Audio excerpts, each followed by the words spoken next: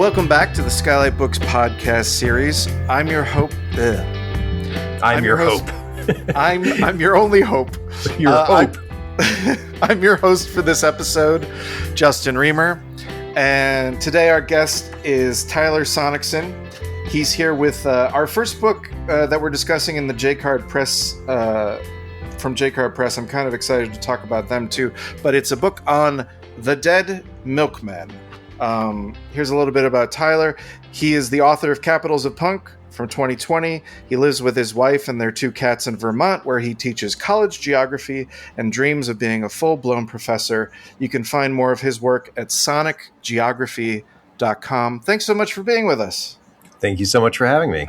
So wait, where are you a teacher on the verge of a full-blown professor at? Oh, well, first, that is an Easter egg to a Dead Milkmen track. It was kind of like it was a track on metaphysical graffiti where Rodney Anonymous basically improvised these little stories to use tape. I talk about this briefly in the book, but when they're recording there was their follow-up to the Beelzebubba, which had Punk Rock Girl on it, and the band was trying to figure out if they're, what's our future? Are we going to be a pop band, or are we going to just make one insane decision after another and put out this really sprawling, weird kind of psychedelic thing? And that's what they did with metaphysical graffiti.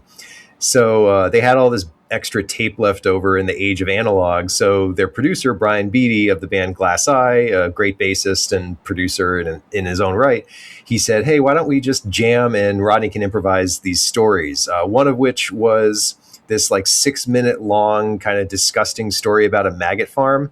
One of them was there were a couple others, but there was one where he mentioned his sister is dating a full-blown professor named Professor Griff. And it was a not so subtle dig at Professor Griff of Public Enemy's anti-Semitism. So, but it's depending on what version you listen to it. And this is why it's so complicated, because in the original release, they tacked those onto individual tracks, which did not make the record company happy. So you had to get through these improvised little jam sessions to get to the song. But that is on the song, The Big Sleazy. It's the beginning of the track, The Big Sleazy, on Metaphysical Graffiti. Nice. Yeah. All this knowledge is still fresh in my brain because the book just came out. Can you tell? Yeah. No. I can't tell that you've gone deep, done a deep dive at all. Yeah. To answer your question from about 20 minutes ago, though, it's the University of Vermont, UVM, and I'm grateful to be here. It's been I've been here for a couple years, and it's been great. Nice. Where are you from originally? I grew up in Connecticut. I'm a New Englander, and this is my full circle moment now at this part of my life. I lived in DC for much of my 20s, and I'm incredibly grateful for those years. DC still feels like a spiritual home to me in a lot of ways. And then when I went back to grad school, I moved to Long Beach. So I had a couple years in Southern California, and I miss it a lot.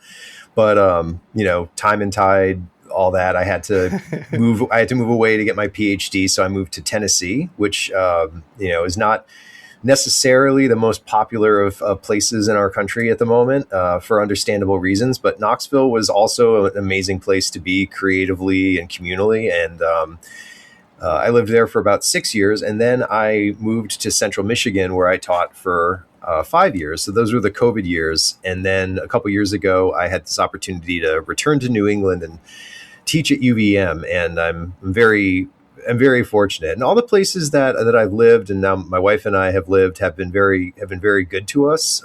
But Vermont has been a wonderful fit. I mean, we're very close to Montreal, which is the coolest city in the world. Sorry to LA, but Montreal is amazing. And we're only a few hours up the road from Boston, so I've got family down there, and it's been great being back here. Nice. And where, maybe none of them are, but what of these places had the most influence on your musical taste? Was it DC?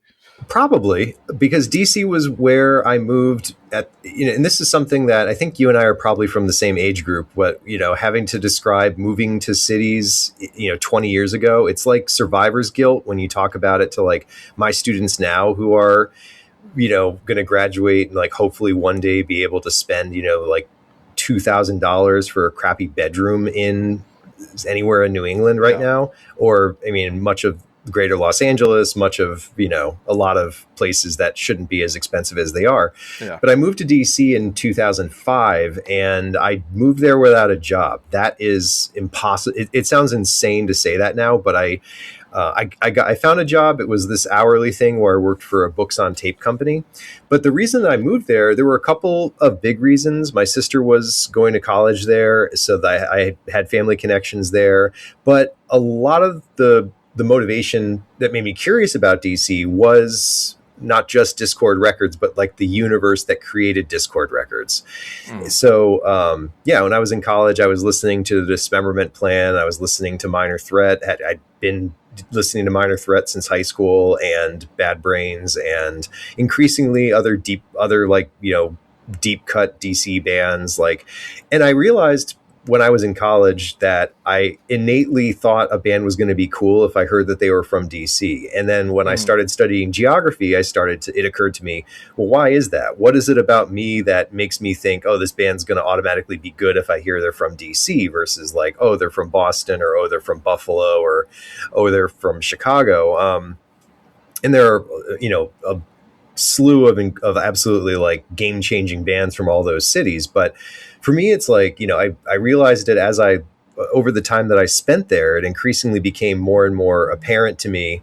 A lot of the values, I think, that I didn't get to know Philly until much later, but the Dead Milkmen also kind of encapsulated all those values about DIY and community and just kind of doing what is honest to you. And I think that that's how DC changed the world. And I think that, just a few hours north on 95, the Dead Milkmen were one of many bands in Philly that were doing a lot of the same stuff, but don't get quite as much credit for it. So I feel like there are a lot of different ways that DC influenced both my musical taste as well as the decisions I've made in my career, as much as I do music research and teach about it. So yeah. But honestly, being able to live in Long Beach during the era of, I'm trying to say like Underground Railroad to Candyland, when Todd was Toys That Kill is still playing and touring, but during those couple of years, like I remember seeing Mike Watt and the Second Men. I think it was the Second Men at the time. They would just like show up at D Piazza in Long Beach and do like a set of Clash songs. So I was incredibly lucky to be living there when I did. Again, I'm old enough now so that Long Beach was marginally affordable when I moved there as a grad student. Now Toxic Toast is still doing amazing things. The Dead Milkmen actually just played there the Saturday before this recording, and that sold out immediately. But they're still able to do an amazing, community DIY space run by Toxic Toast, which is an incredible shop. But yeah, no, I maybe it was just because that was my 20s, But when I lived in Knoxville, the best bar in the United States, probably the world, the Pilot Light, also brought in batted 1,000 with the bands that they brought in. I got to see my friend Jason, who founded the Pilot Light in 2000. He went to college in Chicago. He's very much a Tennessee guy, but he went to college in Chicago, and he saw all these bars that had very minimal natural light coming in, red painted walls, a bunch of crazy crap on the walls, and no televisions. That was like a big thing. Also cash only, a whole bunch of things, a whole bunch of like stuff that he like thought that he clearly put into it, and treating it like basically like someone's living room, like a DIY space. But it's a bar in the middle of the old city in Knoxville. And I had an opportunity to have a lot of my musical horizons kind of bent by the stuff he would bring in. The Knoxville music scene was very incestuous or incestual, whatever the proper vocabulary is. Sure. So I became friends and friendly with a lot of people who were making music and, breaking up bands and reforming bands all the time. And so now, I don't know, the more I answer your question, the more I realize that every place I've lived has informed my interest in music in kind of a unique way. Also, was punk always there, or when did punk come along for you? I think my story is fairly similar to a lot of people from when I was growing up. I remember convincing my dad to buy me a Ramones CD. I think it was Ramones Mania. And I think that was the beginning of it. And I remember finding a used copy of Life Won't Wait by Rancid in the local like CD shop. That was shortly after that came out. So I would have been, in my early high school years at that point. And then, sometimes I would hang out with like the Crass kids in, the Crass t-shirts at lunch. And, I never had the courage to spike my hair or dye my hair or anything or dress in a certain way. But, I was listening to the Bouncing Souls pretty religiously by the time I was 16 or 17. And I previously mentioned Minor Threat, my longstanding interest in DC from around that time. And there was this weird gap. I think it was just college and college radio and the Sign of the Times from like the mid 2000s. This era that's I think Chris DeVille I'm sure SKYLIT carries it. Chris DeVille just put out a book kind of, and not anthologizing, but sort of like telling the story about like the indie rock rise to cultural supremacy in the 2000s between like the Strokes and Interpol and Arcade Fire and those bands. So it's interesting now that the title is escaping me, but I know the book you mean. Yeah. Yeah, it's not Perfect from Now On. It's that's a different like indie book. It's blanking too, but the author is Chris DeVille. Hello, this is Justin from a few weeks after this interview was recorded. The book we're talking about is Such Great Heights: The Complete Cultural History of the Indie Rock Explosion. It came out last year, and you should check it out. It's a good book. All right, back to the interview. I don't know what it was like at that time in my life, but I think I was doing college radio. I was kind of wound up a bit more with indie as it was.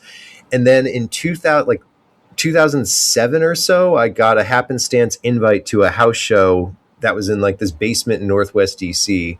And a friend and I went to it, and we didn't know anybody there, and it was a house show. So of course there's that inevitable like, oh, we don't know these people. We're just walking into a stranger's house.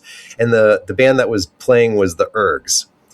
Since then, I have been just an unapologetic, like over the top, like not like a proselytizing pop punk fan. Punk was always there, but there were definitely like a few years kind of coming out of college where I didn't necessarily pay as much attention to it. Like I was still listening to Converge, but I wasn't like seeking out their shows or anything like that. There were some bands that I never like got rid of my CDs of theirs, but it wasn't really as important to me. So I guess so. I mean, but it wasn't until, and I always mark that, like the Ergs were the reason that I realized like, oh, wow, I am a dumbass. Like I didn't realize how great this music is. Like Three Chords and the Truth is for me. And, and it was shortly after that, I want to say, that the Dead Milkmen actually, they first started to reunite. So there was a lot that happened in the late aughts that shifted where I was, but I don't think it was ever really like super far left or right of center as far as the type of stuff that I write and pay the most attention to. Yeah. I know that we have an excerpt from the book, but I did want to, but I do want to talk about J-Card Press real quick. So I've only nabbed a couple of other J-Card Press books, the one on De La Soul and Fountains of Wayne. Yeah. So I was wondering if you could talk a little bit about what their deal is, and then also how you were able to bring your project to them, how you got hooked up with them. Well, J-Card Press was actually just a very small operation run by Jeff Gomez, who is he's a very talented writer himself. He wrote a 33 1/3 genre book about math rock, and he's also the author of a couple other books on other presses, and I think he just wanted to start his own thing. The De La Soul book you mentioned is a lot of fun. Dave Heaton was actually a really big advocate for me, the author of that book. Mm-hmm. And he came to that project from like a pretty unique standpoint. De La Soul are famous for I don't want to say standoffish, like they've been through such a ringer personally and professionally in the industry. But so Dave went into that project knowing that he wasn't going to interview anybody. It was going to be just massive deep dive archival research.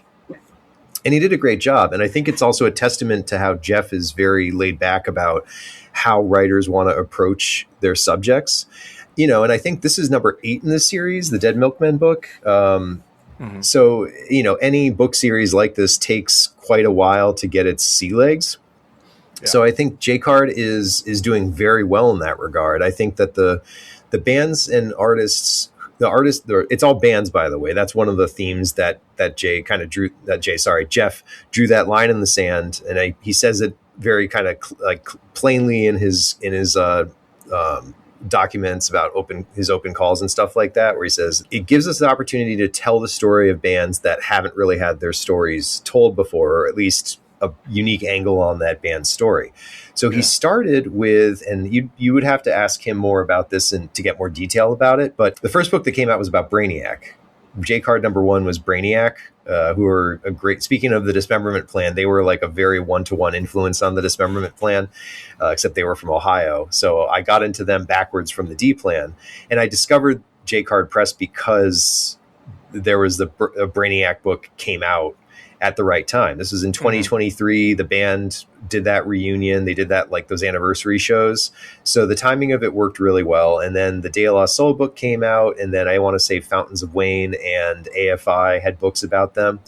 Interestingly, and I don't know how much I'm at liberty to talk about this, but the author who wrote the first book about Brainiac, I think he loves Brainiac and he did a very good job with it. But I think his initial idea was a different band from the Midwest who actually said no. And it wasn't a personal thing against the author. I think the band just didn't want anyone, they didn't really feel comfortable with a book being about them. Sure. So that's what I learned about the press getting involved in it. And I just answered the open call. That was nice. how it happened for me. This was, I can't remember exactly when it was. I want to say it was fall of 24 or early 25. J-Card did an open call, very similar to what Bloomsbury does with the 33 1/3 series. Sure. And I put together what I thought was it was strong enough to get approved. Jeff wrote to me and said that it sounded like a great idea. The big argument being that the Dead Milkmen had 0 books about them, 40 plus years of being a band. And, even longer if you talk about the world building project that they started as.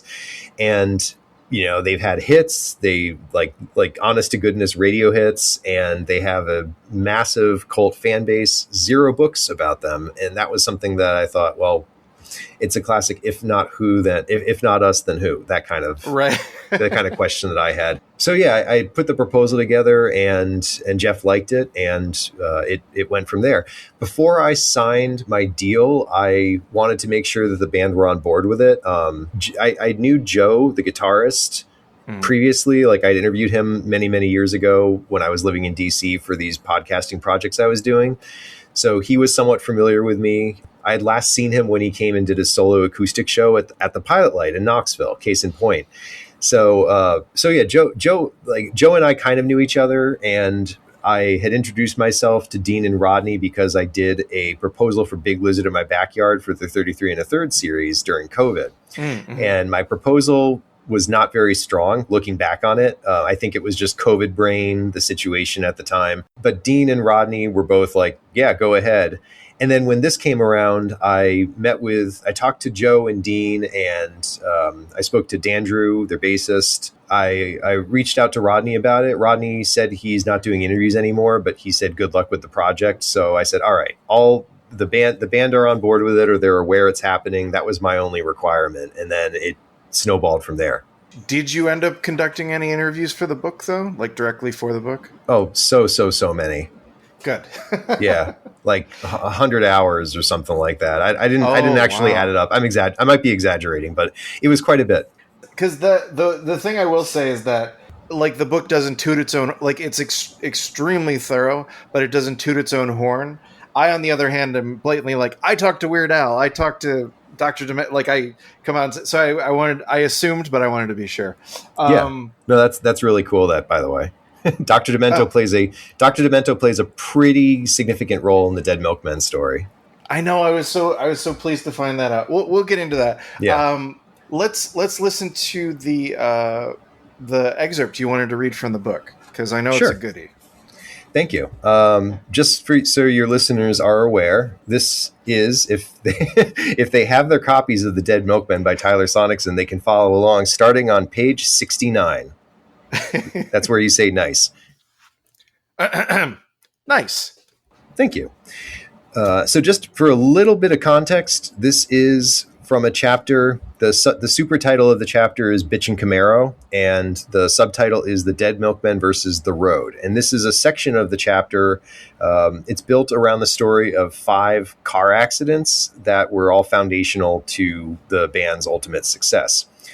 Around the time or the summer that Big Lizard in My Backyard was getting ready to come out, the band very ineptly, and the excerpt goes into this, plotted their first tour of the U.S. So the title of the section is Nearly Crash, Deep in the Heart of Texas. In June, the band geared up for 2 months on the road that would net them roughly $50 per night in a 6-week stretch that Dean remembers as pretty much a disaster. Rodney's father loaned them their family's conversion van with the expectation that it would return without, say, nearly losing a wheel in rural Texas or getting fucked up by an Oklahoma car wash. The band convinced adult in the room Reckner, this is Dave Reckner, their friend from Temple University, to join as their sound guy. They also needed help with driving, since Rodney still refused to, and David couldn't with his eye problem. Reckner thought, why not? At least he wouldn't have to do any booking, right? I started doing very managerial things after we'd show up at places that weren't expecting us, said Reckner. Then I wound up calling the label on a regular basis and trying to get them to do things for us, which wasn't very fruitful. The tour's routing, which Reckner describes as, quote, Looney Tunes, would bring the Milkmen out to Los Angeles, where Enigma Records and their indie wing Reckless, who had signed a pressing and distribution deal with Fever, this is their Philadelphia label, local Philadelphia label Fever, had provided $1,800 in credit to support the band on the road. The band's bad luck started over a week before they even hit the road. They booked a Big Lizard in My Backyard record release party with the Fabulous Fondas for Thursday, June 20th at Bacchanal, an artsy gutter drunk bar in a rough neighborhood at 13th and South. A distribution snafu by Enigma delayed their LP's shipping to Philly until the following weekend, when they kicked off their quote-unquote tour over in Atlantic City, opening for DOA and the Dicks at the Elks Lodge. Armed with a variety of tapes of their Philly friends like the Johnsons, Psychotic Norman, and the Electric Love Muffin, they headed out west. We used that 1985 demo tape extensively. The Milkmen were always super supportive as far as being advocates, not only for us, but for a lot of bands in Philadelphia, said Love Muffin bassist Brian Campbell. It's something they still do today. It's an inherent part of their DNA. The actual tour started with Thrashorama 85 on June 30th at a Pittsburgh nightclub called the Electric Banana, whose owner Johnny had a reputation that preceded him. After the gig, it was time to get the $100 they were owed, and an alleged bonus for selling 100 tickets on a Sunday night. The band nominated Reckner for the simple reason that he was the tallest. Assuming a managerial expression, he walked up to the office and knocked on the door. After a moment of terse negotiations, Johnny, here's your fucking moneyed him the cash. Reckner took a breath and brought up the bonus. Johnny Banana showed him a revolver. Reckner power walked away, the band gathered their equipment, and they got the hell out of there. It wouldn't be the last time Reckner had a gun pulled on him that summer. They played a promising gig at Stash's in Columbus the following night en route to Chicago for one of their anchor gigs at the Cabaret Metro with the Circle Jerks. A friendly stagehand informed Joe that it may be prudent to, on occasion, wipe down his strings, a new piece of knowledge for him. A stop at the Wax Trax record store in Chicago included one of the first indications that Big Lizard was out in the world. Dean wouldn't see his cover art in print until reading the Gavin Report, a contemporary to college music journal, in Los Angeles, but the shop had the LP prominently displayed.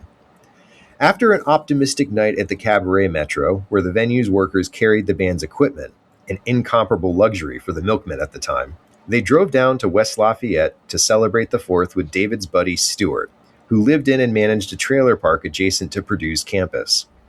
Since 1978, he had lived there in a pink 8x40, soon becoming the lot manager to save the $25 in monthly rent.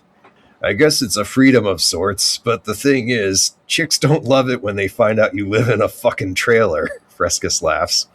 Architecture students would always be coming out there taking pictures because it was the epitome of the trashy trailer park. In the prime of his young professional years in West Lafayette, Stewart had a 3-pronged reputation. To members of the Purdue community, he was a jolly beardo riding around town on vintage bicycles. To a smattering of local punks and burnouts, he was a righteous rocker known for the ragers in his park. If you asked his employers at Great Lakes Chemical, he was a radical pissant agitator. All three were correct. The music scene in this town has always been kind of on life support, he said, so that, this was like a breath of fresh air, and people didn't give a damn that it was punk music. It was something new. The 4th of July would be the first meeting between Stewart and the rest of the Dead Milkmen. What he lacked in technical know-how, bringing a tinny PA hardly suitable for a rock band, he made up for in enthusiasm. They were a little green behind the gills themselves, as far as being the touring band, said Frescus. I got a PA, and then their stage was a bunch of pallets that were stacked up. It was on the 4th of July, and I don't know where I got this flag for the Soviet Union, but it was flying above the trailer park. They were playing and all these people came. The following year, Stewart would sign an affidavit charging that his employer had mishandled hazardous materials, setting off an illegal retaliation by Great Lakes Chemical that would chase him from Indiana until things cooled down. He would hide out in Philadelphia with the Milkmen, even going on the road with them. His unique set of skills made him an effective security guy and roadie.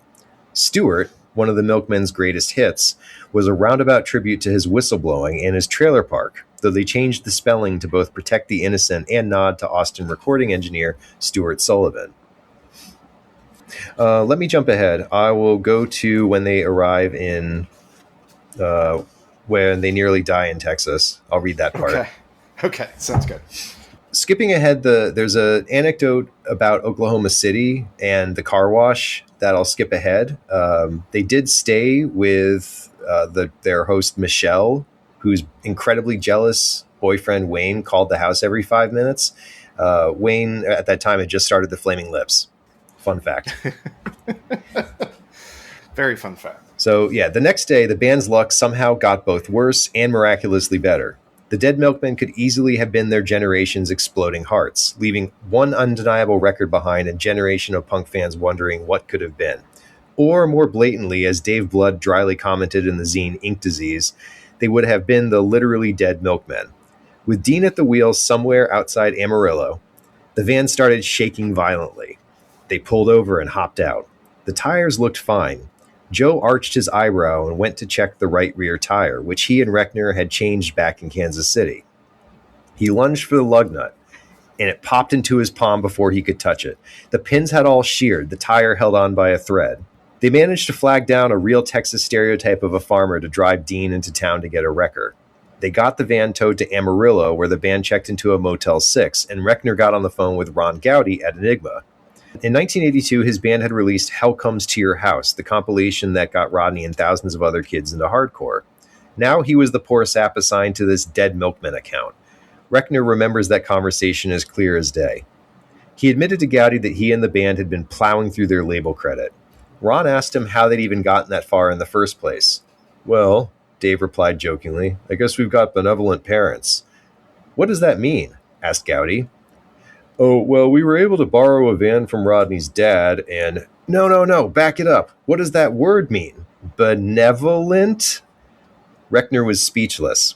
This did not portend well for their arrival in L.A. a few days later. Nice. Yeah. And it continues with what happened in Los Angeles and the weird, music biz kind of big timing they got in Los Angeles as their tour got them out there. I like the detail, minor spoiler, that like the Enigma Records like kicks them out because they think they're stealing records, but then later another Philly band does decide to steal their records. What Philly band was it? Buy your copy of The Dead Milkmen now at SKYLIT Books and find out. And the statute of limitations, I think, protects them, but I'm not a lawyer, so...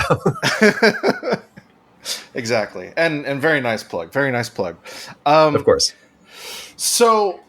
Can you break down a little bit? So we got their names a little bit, but can you sort of break down like the names and personalities of the 4 or 5 guys in the Dead Milkmen? Absolutely.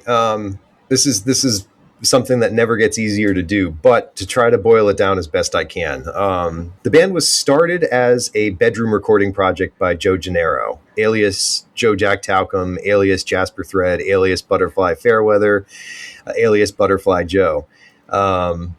Eventually, via traded tapes in their high school in Coatesville, Pennsylvania, he met Rodney, or he started to collaborate with Rodney Linderman, alias Rodney Anonymous, alias R. Trad, alias Rodney Amadeus Anonymous, alias Rodney Cosloy Anonymous, alias HP Hovercraft. So that was his keyboardist alter ego for Soul Rotation, which was their 91 album. So Joe and Rodney and their friend Garth had this fictional band called the Dead Milkmen, and there's a whole world building story behind that. But when Joe went to Temple University, he met this like full bore punker dude named Joe, whose older brother Dave had previously he had this older brother Dave who had moved to Indiana, and the Dave Blood story deserves its own 500-page biography on its own. I've said this, but Joe Schulteis's older brother David had taken up the bass and had just moved back to Philly, so he was looking for people to jam with. So he introduced Joe Gennaro and his brother Dave Schulteis, who later became Dave Blood. Meanwhile, a friend of theirs at Temple had a buddy from Upper Bucks County who had this like Devo-y, I want to say, Devo-esque, like first two Devo albums, first couple Cars albums-esque band called Narthex that broke up. And he was this talented artist and drummer named Dean Sabatino, who they recorded a demo for, and they convinced Dean to join as their drummer. And that happened in the summer of 1983. So they played their first show, which was booked. And this is a fun fact that I love sharing. It was that their first show was actually booked by John Worster, who is the drummer for the Mountain Goats and was the drummer for many years, 30 plus years, in fact, for Superchunk. But yeah, John Worster, their teenage friend who had his own bands, booked a show for them up in Bucks County in Pennsylvania. And that was their first show. So the 5-cent version of their story is they became a hard touring indie band during the scene in between of the 80s, like the 80s alternative rock boom, late 80s, early 90s. And then they broke up in 1994. Again, I'm not kidding about Dave Blood's story. He should have like a 600-page biography, even like one of those ones that like weighs too much to even take to the coffee shop with you. Sure. Dave Blood, he went back to school to study Serbo-Croatian culture, and he wound up living in Serbia between 98 and 99. He had to flee when the NATO bombings happened. And then his depression kind of got the best of him. He hadn't played bass in a long time, and in 2004, he took his life. And the band hadn't been active for 10 years at that point, but they reunited with Joe's bandmate in this band called The Low Budgets, Dandrew Stevens, filling in on bass. But it wasn't a reunion. It was just a tribute show that they did. And then in 2008, they reunited to play Fun Fest in Austin. And they were just kind of trying to figure out, are we going to do this? Is this going to be a permanent thing? And they realized, hey, we're having fun. Hey, we all kind of have more music we want to do, more Dead Milkmen stuff we want to do. Dandrew was a perfect match with the three of them, and that is the current lineup of the Dead Milkmen. They've been reunited since 2009, so they've been back together for it's like what happened with Mission of Burma, what happened with the Pixies. The Dead Milkmen have been back together for much longer than they were initially together. Sure. Although the book does focus more on the original run than it does the later years, but yeah. That was out of necessity. I mean, the later years have been very interesting, but a lot of it is just them being, I don't want to use the term middle-aged in a pejorative sense, but like them kind of gracefully being a middle-aged rock band. They're not they're not just like going out and doing the thing that so many punk bands did, where they just kind of shed member after member after member just to have like one original person doing a very robotic greatest hits set. They're like, no, we want to be an active punk rock band again, and they did it. And they all still live around Philly, and they practice they practice nearly pretty much weekly and are always writing new material. So I wanted to make sure that people talk about the Dead Milkmen in the present sense, but they were a hard touring band for basically from 1985 until like 1992, 1993, when things really started to fall apart. So that's where most of the stories were. That's where most of like the crazy music industry things were. And the punk rock girls story, which is kind of a big part of the rupture in the band. Yeah. That's just what fills out the book. It also is out of, because of the publisher's speculations, it's a pretty short book. I got to something maybe like 20,000 words over the requested word limit. And then I said, I need to start from scratch. I need to break this thing apart and kind of put it back together, because with the way it wound up, it did get pretty like first 10 years heavy, but that's also proportionately when they played the most gigs and toured the most. So yeah. Yeah. And it does make sense. And I like the way that the book is structured too, because it's essentially chronological, but it also seems like it's sort of like almost theme driven, because there is stuff that like kind of doubles back because you have the chapter you talked about, Dead Milkmen versus the Road, but then you have Dead Milkmen versus Boredom versus the Suburbs. So it's essentially a chronological tale, but there is, I like the idea, the idea of the Boredom chapter, because it is one of those things that I feel like for younger people, it's just like you would bust out a tape recorder and record dumb stuff with your friend because you were bored. Like there was nothing else to do. It is the absolute greatest. Like I actually was interviewed recently by a really cool kid who he's one of the like student directors of the Temple University college station. And we had that conversation because, college students today were born into the streaming era. Like they grew up during the streaming era. And that's something that I genuinely, like as someone who teaches college, I'm number one, I'm amazed at just the level of creativity. Like just being creative and hanging out with friends and making stuff is a political act now because, to quote Bo Burnham, they're coming for every second of your life. That type of boredom that made the Dead Milkmen possible is similar to the type of boredom that like made the Evil Dead possible in the Detroit suburbs for the Raimi brothers. And it's the type of boredom that for me and my cousin and his friends, like where we're just like, hey, we have this cassette recorder. We're going to say a bunch of incredibly dumb shit that's just going to make us laugh because no one else is ever going to hear this. The idea that we would have access to something like Twitch, it's impossible to imagine. But that's a good thing. I think that it informed the way that we looked at the world and the way that we sort of became ciphers for the stuff we like, the Simpsons quotes that we grew up with every Sunday night and stuff like that. That still is very much happening with college students today and teenagers today, but it's, the goalposts are a lot different. Yeah. What would you say is the character of the Dead Milkmen's music? Because certainly their lyrics can go from sort of like ridiculous to sort of serious, but like within the song. Like, be smarter about this than me, please, a little bit. Oh man, heavy. It's a high request. I'll use an example of one of their songs. They had a track on their 1993 album, Not Richard But Dick, called "Let's Get the Baby High." I'm not saying you as in second person. I'm saying if one is, let's just say, dumb, they would immediately jump to the conclusion that, oh, it's a goofy kind of non sequitur song that makes fun of that is just like, hey, it's a funny sort of like sketch in musical form about these two people. And it's Joe and Rodney singing through, I think either guitar pedals or voice modulators. I can't remember what exactly. But it's two characters kind of in an argument about whether or not you should get a baby high, which on the surface seems very kind of shocking and very edgy.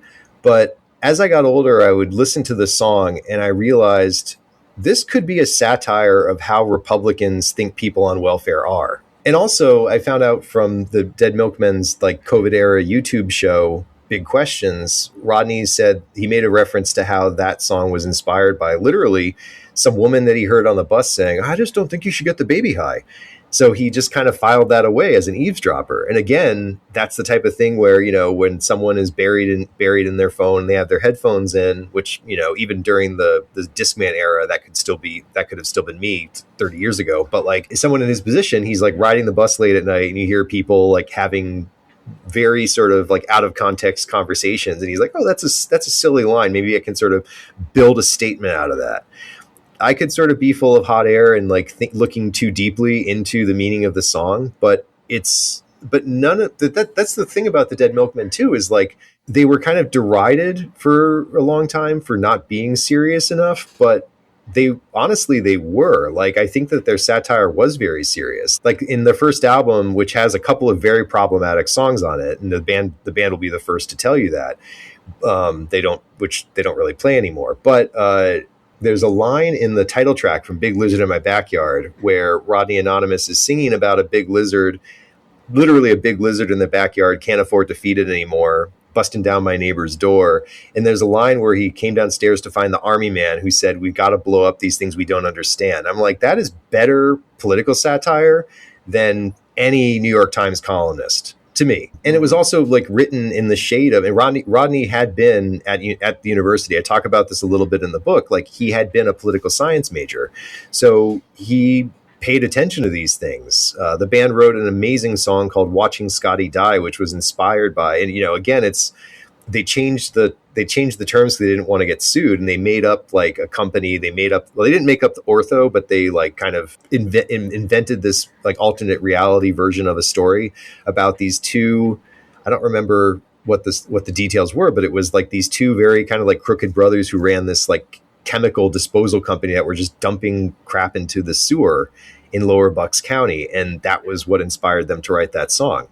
So it's music by and for people who love reading. There's a long-standing theory or long-standing kind of narrative that the Dead Milkmen named themselves after a character in Song of Solomon by Toni Morrison, which is not true, but it may as well be, because that was a book that they all read in their van. I mean, that they did read it, and they were really fascinated with Black literature and again, just kind of like being Mystery Science Theater 3000, the band. Like, you have to have so much cultural knowledge and so much education, and they all did, but they were also all like kind of had one foot like firmly in the working class, and they were all sort of like very sort of predisposed to question everything. So was that smart enough about it? Yeah. Oh no, that was great, because it did also make me think, because like that sort of like thing about them is that it's not like some other bands that can be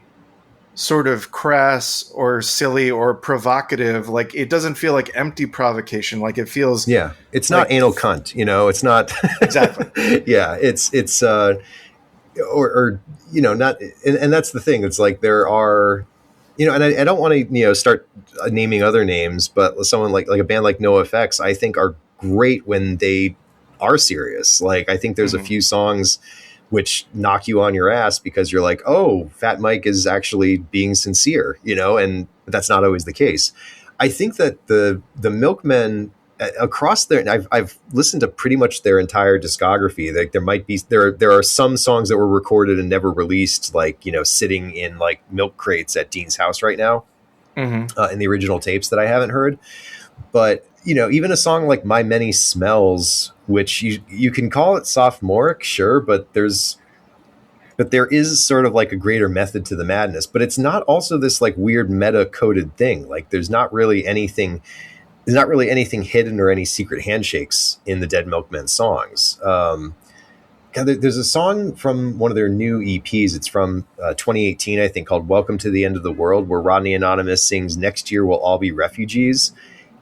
And now it just chills me to the bone to hear that, because now, we're half of the continent's blanketed in smoke from wildfires, and data centers are destroying, most of the rural landscape. And that's just how it's feeling right now. But he sang that 7 or 8 years ago during Trump Volume 1. So there's so much. And that's one of the fun things too about like revisiting their discography, because there might be a song that, the first time you heard it, that you might think like, oh, it's kind of, it's kind of goofy. A song like Bleach Boys, which is, me and my friends hang out and chug lug bleach. Well, that was the same thing that Angry Samoans did with Lights Out, where they jokingly implored their fans to poke their eyes out with forks. And it was kind of making fun. It was sort of like this goofy meta statement about like clannishness, and people sort of following the lead of dogma and punk. And then, Bleach Boys was 1988. And then in 2020, during the COVID epidemic, and I mentioned this in the book, that, Trump kind of gave air to this idea that bleach was a preventative measure. Right.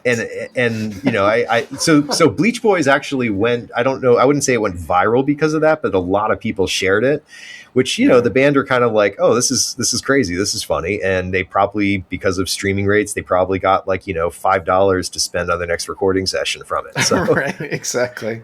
Yeah. Divvied up all the ways.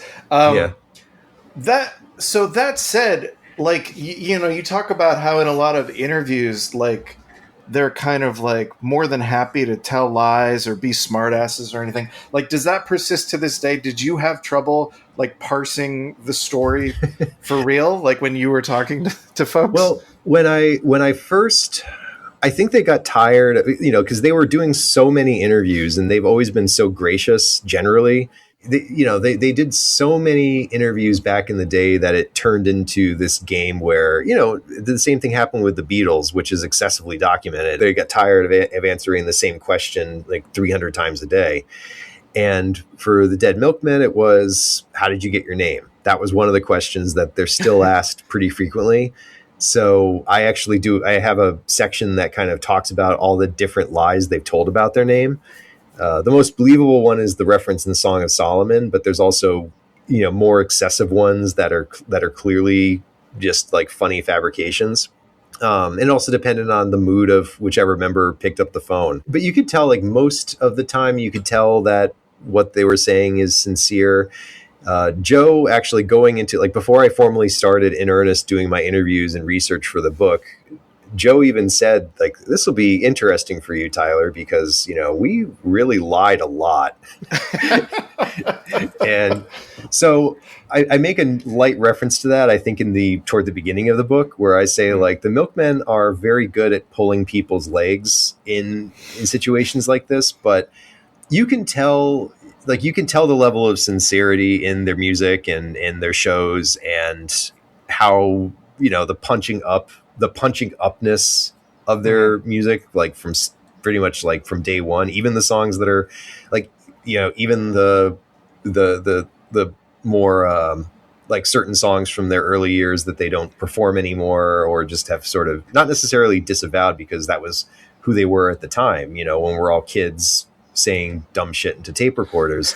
Right. But at the same time, like, again, for me, it's like, I can't put my foot down and say, every single thing I reproduced in this book is 100% true, because it's possible that I may have quoted like some type of fabrication or something that was a distortion. But that's also the history of writing about bands that existed largely or were the most active during the analog era. Yeah. And even bands like, and that's the funny thing, I talked about this with Dan Stevens, their bassist, about how when he joined the band, there's a lot of stuff that was out there on websites that have been shut down by venture capital. Like a lot of, shows that like web internet shows that don't exist anymore because the websites got shut down and they never backed anything up on YouTube or whatever the next, or Vimeo or whatever the next streaming site is going to be. Yeah. So it was interesting because there's a lot of documentation of the band in like the late 80s, but then ironically in the 90s, around the time they were breaking up, there were a bunch of gaps.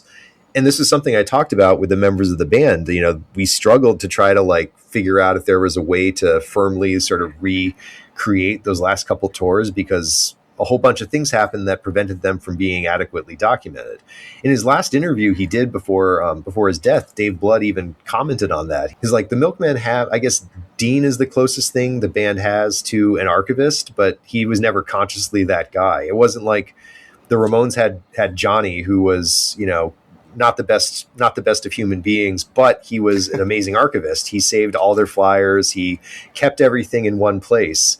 so that they were able to say, oh, where were we on, in what did we do in September of 1979? Do you remember this happened before or after this? And they were able to say that. So yeah, of course it became a challenge, and there were a couple of things I had to write around, but yeah, no, I mean, from what I understand, based on what the band has told me, it is pretty good. Yeah. I survived.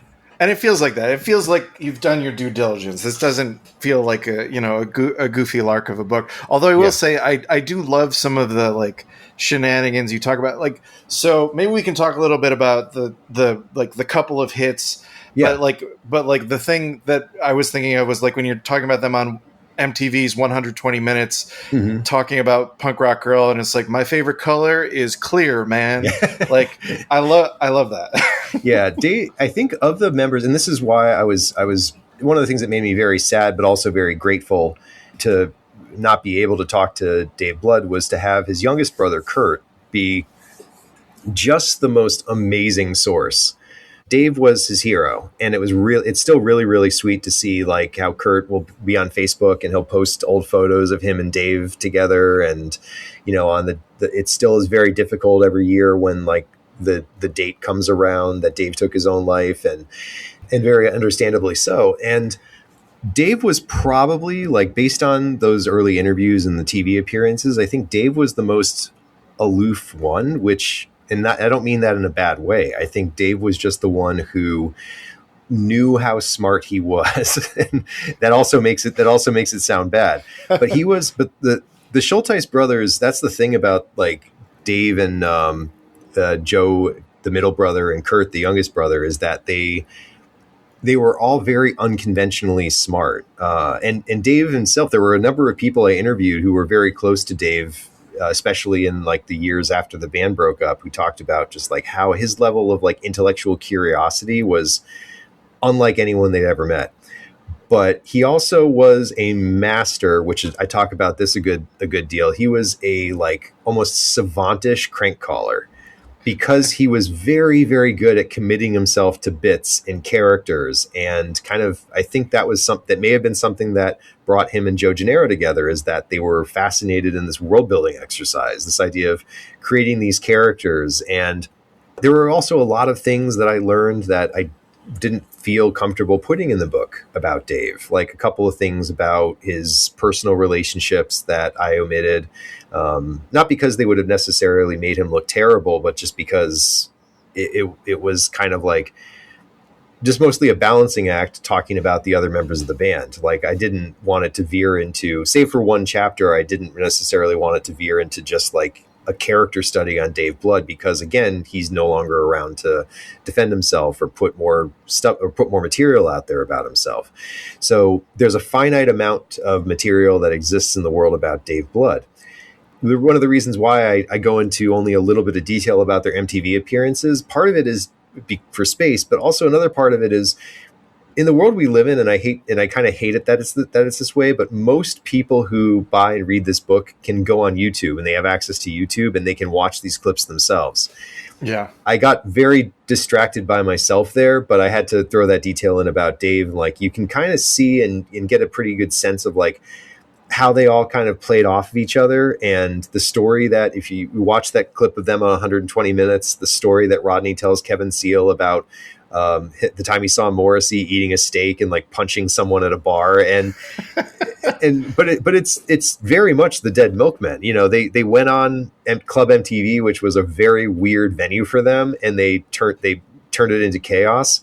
But then they did 120 Minutes, which you would expect, 120 Minutes, that's more appropriate for, a college rock band like the Dead Milkmen, and they took the piss out of that too. So, and some people I talked to were pretty critical of that. They said like, the Dead Milkmen could have gone certain places commercially if they didn't sabotage themselves. But I think I say this in the book. I'll quote myself, not to be that guy, but let's be honest. The only reason anyone talks about Club MTV still is because of the time the Dead Milkmen were on it. It was basically like the grind. It was one of those shows that the kids who were more popular than us would watch people dancing and wearing the latest fashions from like PacSun or wherever. it was a a time filler when MTV was trying to sort of like figure out on the road to lifestyle programming, when MTV was trying to figure out what's going to fill the space that's not music videos. Music videos are bleeding us. Like, a video comes on and a kid doesn't like, they're going to change the channel, and like, let's chomp our cigars and figure out how we're going to keep them all tuned in for that half hour and sell ad time to Noxzema or whatever. So, people remember Downtown Julie Brown. It's also funny hearing in interviews Rodney just talking about how stunning Downtown Julie Brown was. And for the band, it was like, on one hand, they were kind of just seeing what they could get away with MTV when they did that. But they were also, in awe of Downtown Julie Brown. Like, this is someone who was a TV star. And especially for Rodney, she's like, oh, he's like, oh, she's absolutely stunning. Like, I didn't even know what to say to her. So they, I think he handcuffed himself to Julie, or Dave Blood handcuffed himself to Julie. Chris Kosha, their friend who's a comedian, was behind one of the like bass amps, just chucking rubber worms, like a giant bag of rubber worms, like chucking them onto the dancers. And Dean had like a giant couple of like cymbals, which are like 5 feet in the air, and he was just very clearly not playing to the beat. Rodney was running around with a tuba. And this is all stuff you can see. It's very like pixelated. It's not the best quality copy that's out there, but actually part of me wants to like redigitize it, but I don't want to run into any problems with NBC Universal or whoever owns MTV now. But these clips are out there. They're, the internet, people know how to use the internet. They know, especially like I said, a lot of people who are reading books about the Dead Milkmen probably have access to these things. So I didn't want to just sort of like go on and just kind of describe like a beat by beat of what happened. But there were a couple things that you didn't see, and a couple things that I think Rob Tannenbaum in the MTV book did make a comment about that. The band's one appearance in the book about MTV, the oral history of MTV, was that. And apparently Downtown Julie Brown broke down and cried in her dressing room because of it. Oh, wow. So that part of it's not terribly funny, but everyone survived. And like I said, I think the only reason anyone ever talks about Club MTV is because of the time the Dead Milkmen fucked it up. Right. Yeah. Or TRL lives on just because of like the hot mess moments of like, meltdowns and whatnot. Yeah. Well, this has been excellent. Do you have any last things you wanted to touch on before we sign off? I would like to put out into the ether, especially because SKYLIT has a great listenership. Also, I want to say, I don't think my nieces and nephews are going to hear this, but they do live in Los Angeles. So one day I'm going to, Ella, Mia, Leo, Jacob, when you guys are old enough, I'm going to take you to SKYLIT Books, and I'm going to buy you an age-appropriate book from SKYLIT. You have a children's section, right? We do, yeah. Okay, yeah. So and I'm going to sweeten the deal with ice cream for them. So I wanted to put that out there, just to put that into the universe. Second, for anyone who's listening and has the ability to make this happen, I want to say there are 3 Dead Milkmen books that should be written. Number 1, like I've said before, an exhaustive, massive, chunky biography of David Schulteis. And the title could be Big Time Operator, but it's variable depending on who picks up that torch. If the family would like me to do it, then I might take that on someday. But right now, I just have this book out. Let's talk about this book. There are two other books that should happen regarding the Dead Milkmen. Number 1, their tour manager, Dan Mapp, of many, many years. He took so many fantastic photos of the band. He was always the guy with the camera, both the Polaroid and the one-time use cameras on the road. He should make a coffee table book, a collection of his photographs of the band's touring years. He gave me a glimpse through them, and I took a bunch of crappy photos of the pictures with my cell phone camera, some of which are on my website. But Dan should absolutely have like a photo collection. And then last and not least, there's a lot of zine collections out there. I'm sure SKYLIT sells them, like Touch and Go fanzine did a full compendium.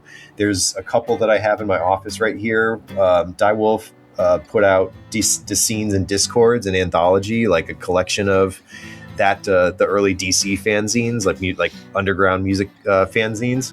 I think that a collection or a compendium, full compendium of the Dead Milkmen newsletter, which was a zine that Joe started in, around the time that he started the Dead Milkmen as a way to tell that story.